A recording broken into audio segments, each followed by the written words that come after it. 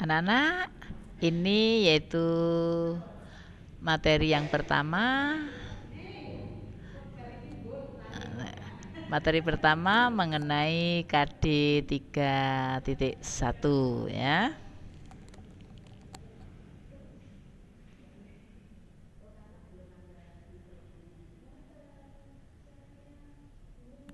Ya. Di sini yaitu dengan judul atau bab dinamika perwujudan Pancasila sebagai dasar negara. Kita punya tujuan, yaitu ada tujuan dari KI 1, KI 2, KI 3, dan KI 4 ya. KI 1, KI 2, KI 3, dan KI 4 di sini. Mensyukuri perwujudan Pancasila sebagai dasar negara yang merupakan anugerah Tuhan Yang Maha Esa. Menunjukkan sikap bangga akan tanah air sebagai perwujudan nilai-nilai Pancasila sebagai dasar negara. 3. Mengamati dinamika yang terjadi di masyarakat terlebih mengenai praktek ideal Pancasila sebagai dasar negara dan pandangan hidup bangsa. Merancang dan melakukan penelitian sederhana tentang peristiwa dan dinamika yang terjadi di masyarakat terkait penerapan Pancasila sebagai dasar negara dan pandangan hidup bangsa. Ya, sekarang kita penerapannya.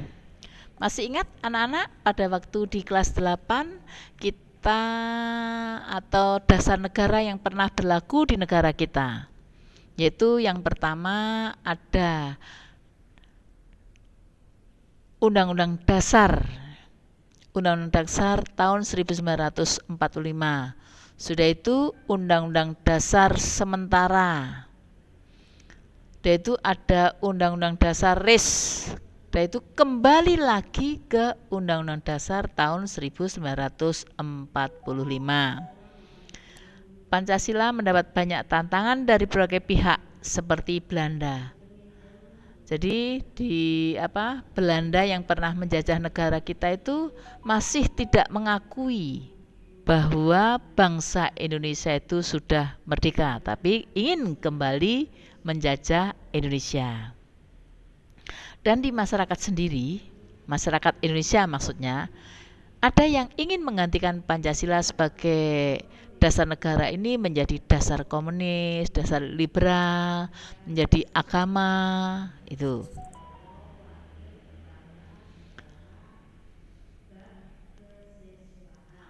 Terdapat upaya-upaya pemberontakan terhadap NKRI di sejumlah tempat, ya, seperti pemberontakan PKI, pemberontakan DITII, di Jawa Barat dan Jawa Tengah ada APRA, Andi Ajis, pemberontakan RMS.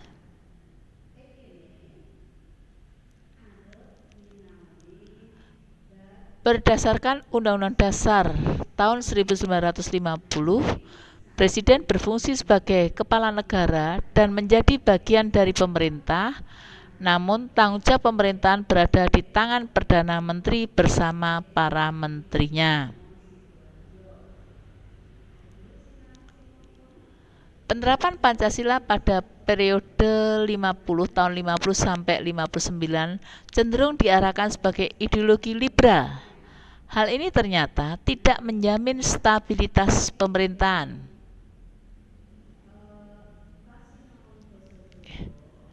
Ini pelaksanakan pemilihan umum pertama, yaitu tanggal 29 September tahun 55, terpilih 272 wakil rakyat sebagai anggota DPR.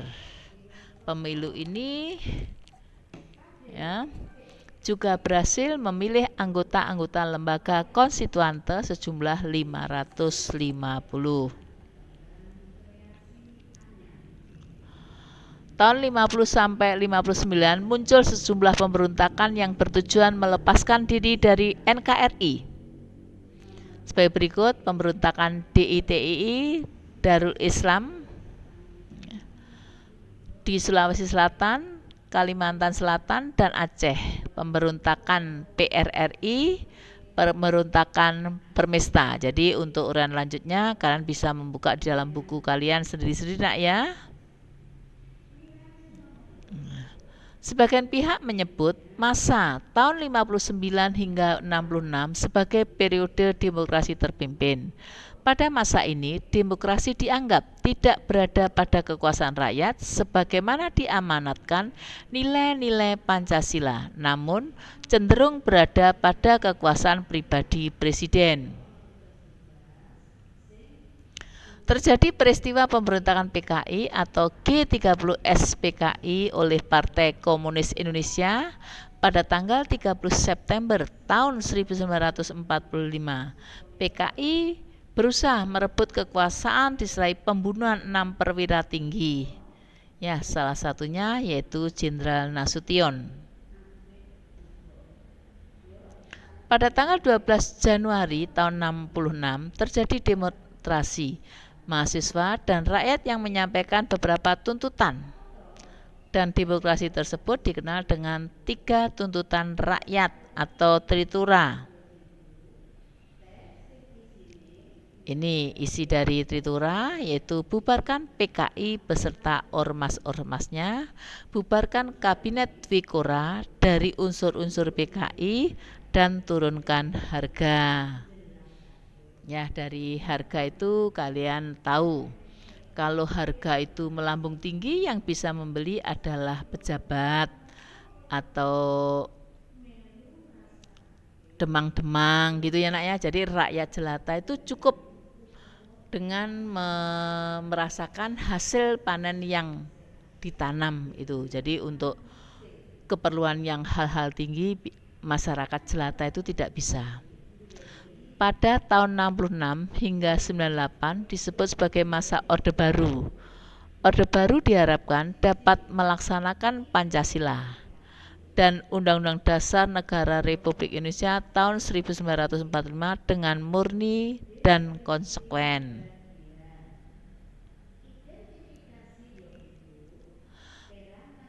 Pada tahun 1998 hingga sekarang ini disebut sebagai masa reformasi. Dan pada awal masa ini, kemunduran ekonomi Indonesia dan dugaan penyelewengan terhadap Pancasila membuat mahasiswa dan masyarakat melakukan demo menuntut turunnya Presiden Soeharto. Nah, yang kedua di sini B ya nak ya, nilai-nilai Pancasila sesuai dengan perkembangan zaman. Di sini nilai berasal dari kata Latin valere yang berarti kuat, baik, dan berharga. Jadi ingat, anak-anak nilainya berapa? Bisa mendapat atau mencapai nilai tertinggi, yaitu kalian harus kuat belajar, baik bersikap, dan berharga. Nilai itu bagi seorang siswa. Kalau dengan zaman, yaitu arti nilai Pancasila itu kuat, baik, dan berharga bagi negara. Nota negara membagi nilai menjadi 3 macam, yaitu sebagai berikut. Ada material, vital, dan kerohanian. Artinya kalian bisa melihat di buku paket ya nak ya.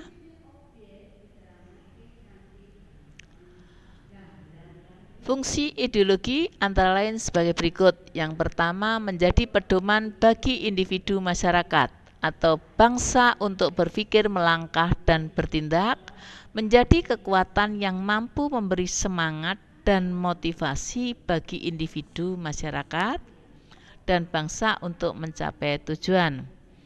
Menjadi upaya dalam menghadapi berbagai persoalan masyarakat dan bangsa dalam segala aspek kehidupan.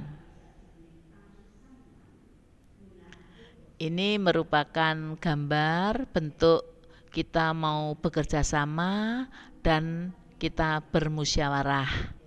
Menurut Kailan, ideologi terbuka itu yang pertama, punya nilai dan cita-citanya tidak dipaksakan dari luar. Nilai-nilai dan cita-cita digali dari kekayaan rohani, moral, dan budaya masyarakat sendiri. Hasil musyawarah dan konsensus masyarakat. Jadi musyawarah yang ditekankan sesuai dengan sila keberapa nak di dalam Pancasila? Sila keempat. Menurut Kailan tadi mengenai ideologi terbuka, sekarang mengenai ideologi tertutup. bukan merupakan cita-cita yang sudah hidup dalam masyarakat, merupakan cita-cita satu kelompok orang yang mendasari suatu program untuk merubah dan memperbarui masyarakat. Dibenarkan atas nama ideologi bahwa masyarakat harus berkorban. Pancasila bersifat aktual, dinamis, antisipatis, dan senantiasa mampu menyesuaikan dengan perkembangan zaman, pengetahuan, dan teknologi, serta dinamika perkembangan aspirasi masyarakat. Di sini Buning tekankan, yaitu mengenai pengetahuan dan teknologi. Sekarang, Indonesia menuju zaman emas, teknologi yang diangkat sesuai dengan Mas Menteri, yaitu dengan adanya COVID-19, anak-anak belajar sendiri di rumah. Dengan buka IT, kalian akan mendapat materi-materi dari ibu bapak guru. Jadi biarpun kita tidak tatap muka, kalian masih bisa belajar.